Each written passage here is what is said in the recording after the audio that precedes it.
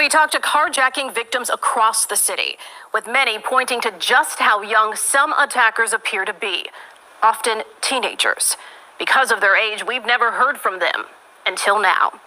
You may be asking why we're even giving them a voice, not to glamorize their crimes or take advantage of them, but to understand why they do it and whether what they say could help you stay safe.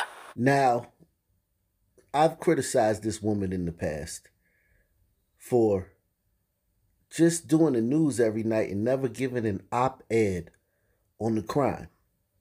Like so many newscasters around the country. They had all these op-eds. They went off script during the Blackistanian Spring, the summer of Floyd. They were quick to, throw in their little 2 cents about what they felt about how the country is so messed up and in the state of the country. And they were so quick to throw in their 2 cents about January 6th, the insurrection, and, go off script. Because most of the time, these news anchors, they just read and they deliver the news. That's their skill. They have a skill of delivering the news. And I've been very critical of this woman because she's in Chicago. This is a channel that we cover a lot on this station. So I salute her for giving us this piece on these teen savages, these these demon seeds, these spawns, these killers, these murderers, these day ruiners. So I salute her on that. We talked to carjacking victims across the city, with many pointing to just how young some attackers appear to be, often teenagers.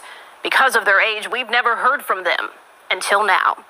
You may be asking why we're even giving them a voice, not to glamorize their crimes or take advantage of them, but to understand why they do it and whether what they say could help you stay safe. He's a 14-year-old carjacker. We'll call him David. I dragged him out the car and get it in. Nicole is 16, with a long list of carjackings on her record. How many? I'll say 6. I don't know. I don't count. And y'all hoteps and pro-sons don't think nothing wrong with this community? Everything's all right as long as I stop talking about it, right? Nicole is 16, with a long list of carjackings on her record. How many? I'll say 6. I don't know. I don't count.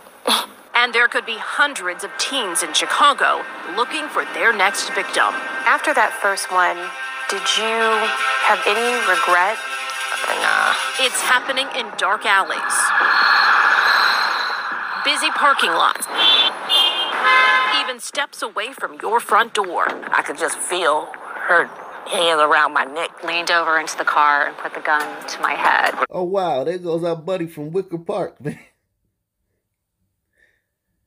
Yep.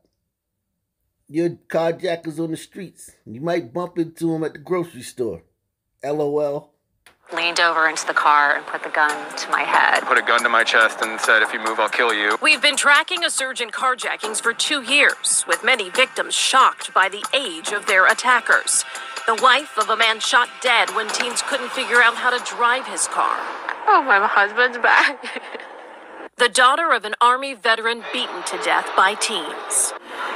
It makes no sense to me. Now, we did this story a few months back. Army veteran beaten to death by teens. You see the garb. He was very woke. You see he even got the typical woke hat on, the meme hat. He literally has that on. So many wokesters bite the dust from these little teen demon seeds that they take up for all the time. This one right here this one hurt. It makes no sense to me. Chicago police say they've expanded their carjacking task force twice already this year. But until now, you haven't heard straight from young carjackers. on what motivates them to commit these crimes, how they choose their targets, and if anything will make them stop. We spoke with 3 teens, setting up a room so we wouldn't see them and they wouldn't see us or each other. Nothing else was off the table. What drew you to it? The game, GTA. David is talking about the video game Grand Theft Auto. If you don't got a car now, you could just take the car from people. It looked fun. I wanted to do it. Take me back to that first time. Me and my friends, 3 of us, we was walking, and I told them, let's take a car. We saw a man, and we just ran and stuck him up and got in the car and drove off. I gotta stop this right quick because there's an element of this that's excuse making, and it's an element of turning these kids into less than what they are. These kids are walking around with guns.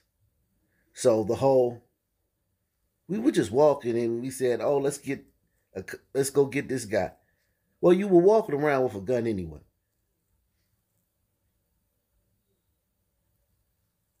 Okay? So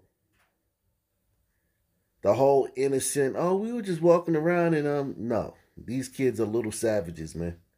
Little demons, man. Trust me. Did he seem scared, shocked to see someone, so young doing it? Yeah. Would you say that it was easy? Yes. He says getting the gun was also simple. People on Facebook and stuff, they sell guns. So you were able to buy a weapon off Facebook? Yes. Do you find that a lot of kids your age do that? Yes. Nicole does it for different reasons. I had some place to go, and I didn't have a way there. Sometimes I'll even sell a car, like get a car just to get money. She says being a girl works in her favor. They wouldn't probably expect a younger age female to be out here like carjacking. They must not be subscribed to Op Nation. Make sure you share these videos. Also hit the like button and take the donation challenge. All donations to this channel are appreciated. They wouldn't probably expect a younger age female to be out here like carjacking. What kind of weapons do you use when you commit a carjacking? A knife.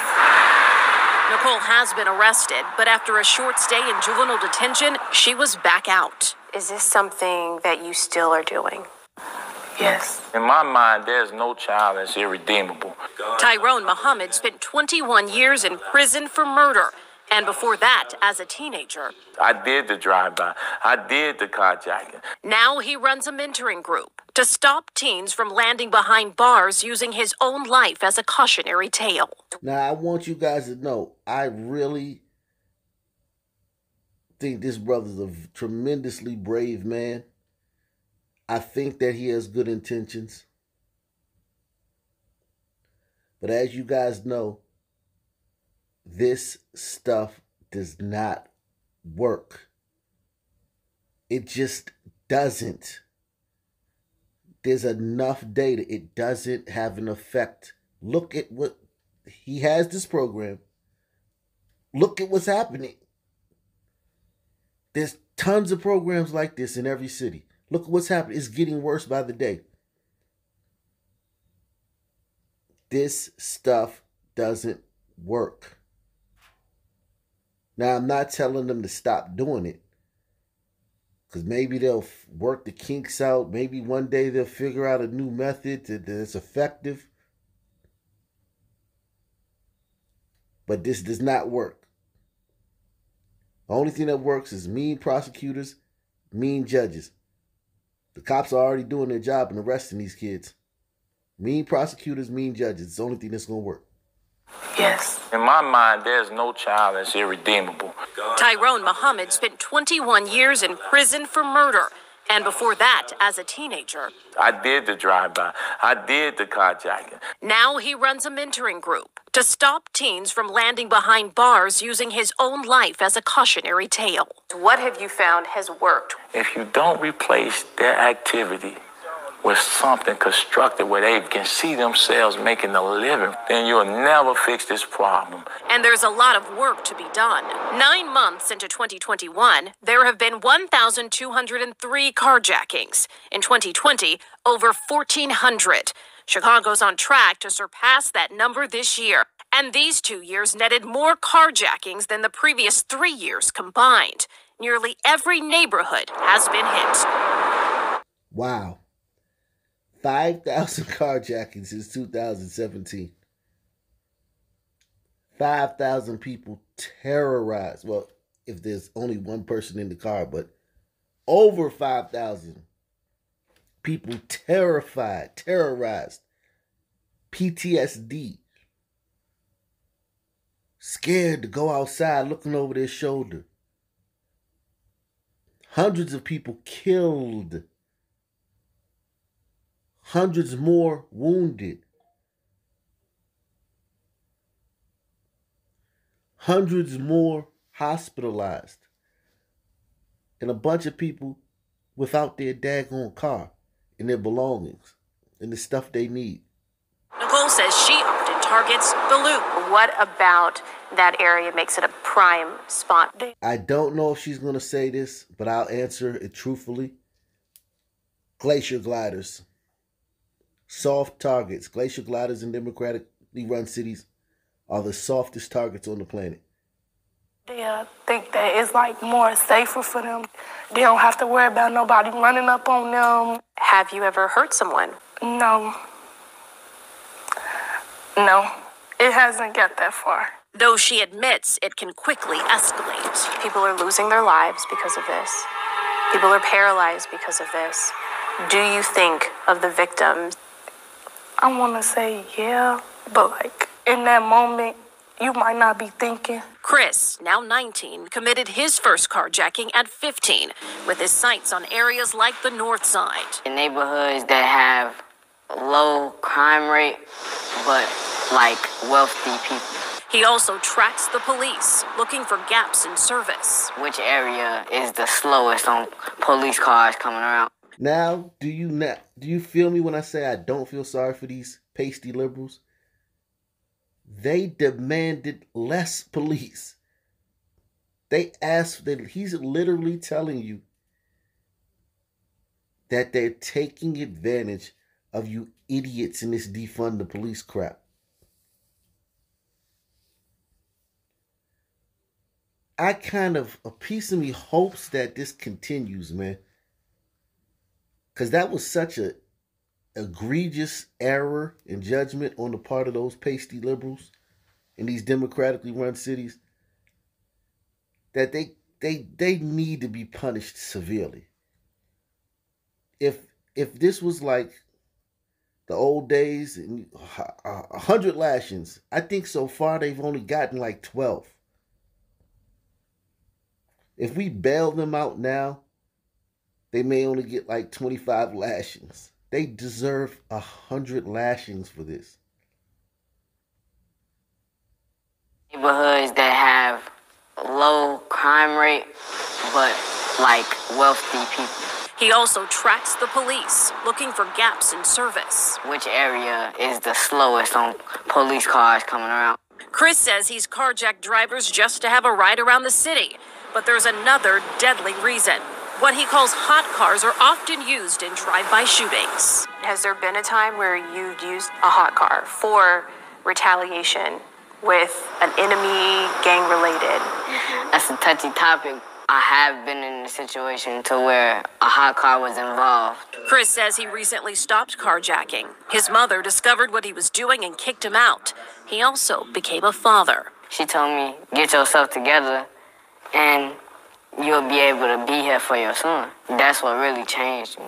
Nicole and David say their families were unfortunate examples. Seeing my brothers go in and out of jail for this type of stuff. I got family members that are also doing the same thing. Do you think that played a role in you doing it? Yes. Muhammad tries to change teens' paths by getting them jobs at construction sites, partnering with local businesses, pastors, and legislators. But is it enough to make them successful? Absolutely not. not with outright mentors being positioned. Because the moment that those young people are interrupted, frustration with life, they'll go back to what they know. So if there's frustration in life, all this guy's hard work can be undone. So I just thought of it. All we have to do is find a way to take these kids who live on the south and the west side of Chicago in the projects. How can we just make frustration disappear from their lives and never ever happen again? Once we successfully figure out how to completely eliminate all frustrating things, events, happenings from their lives, then work that brothers like this brother here does, and other people will have that staying power, that sticking power. So if you have any suggestions on how to completely end frustrating events from happening to kids on the west side and the south side of Chicago, please put your suggestions in the comment box. But is it enough to make them successful? Absolutely not. Not with outright mentors being positioned. Because the moment that those young people are interrupted, frustration with life, they'll go back to what they know. While David and Nicole haven't reached a point where they want to stop carjacking, they still talk of big dreams. Nicole wants to be a doctor. Working at UIC hospital or something. Taking care of people or saving people's lives. David wants to own his own car dealership. Do you feel like you could do that? Yes. Reverend Robin Hood knows stories of kids like these well. He mentors teen carjackers and often partners with Muhammad. They're not mature enough to see the whole picture like we would love for them to do. They don't see they can kill somebody. They don't see they can go to jail the rest of their life. But at this point, many don't agree with that. They want them locked up. And they won't have sympathy for even the youngest children when they come with such a serious threat. See, I won't shoot them. If they fight back, I drag them out the car and get it in extra fast. It's just having that thrill again. That's what would make you do it again? Yeah. Parents gave us permission to interview the teens. We also asked those parents to talk. They declined. But this is not the end of the conversation. It is a complex issue with strong opinions. We will have a CBSN special in the coming weeks exploring the surge in carjackings, including the role of remote learning and juvenile detention. Erica, fascinating. It's stunning the dichotomy between the ambition to still do the crime and the ambition to still have aspirations of being a doctor, for example. And of course, they are young. But is there a deterrent? Do they feel that the criminal justice system is going to go after them if they do it, possibly getting killed? Are they deterred at all? We spoke to especially the 14-year-old about that, and he acknowledged that he could be shot and killed in the commission of a carjacking. He also acknowledged that he could be in jail. So it is the dichotomy, as you said, between hearing that, but also saying they have these dreams of graduating from high school, going to college and grad school. You definitely, question whether that is something that they could be really committed to while they're committing these carjackings. But let me answer that for you. All that college talk and whatnot and wanting to be a doctor, man, these kids are demons, man. I wish y'all knew some of them, man. I wish all of y'all knew some of them. I know plenty of these little kids. And you can't tell me the ones in Chicago are any different than the ones where I'm from. These kids, at the point, now if they live long like Tyrone Muhammad, they do 21 years in jail. They have a chance to mature into adults. They get to basically fast forward to 40. Maybe they turn around. But at the state they are when you will interact with them, these kids are demons. but also saying they have these dreams of graduating from high school, going to college and grad school. You definitely, question whether that is something that they could be really committed to while they're committing these carjackings. But definitely, Brad, something we will continue to follow. Yeah. Well, keep track of when and where carjackings are happening in your neighborhood. Just scan the QR code you see right here on the bottom of your screen. It will take you to our carjacking tracker that we've created on our website.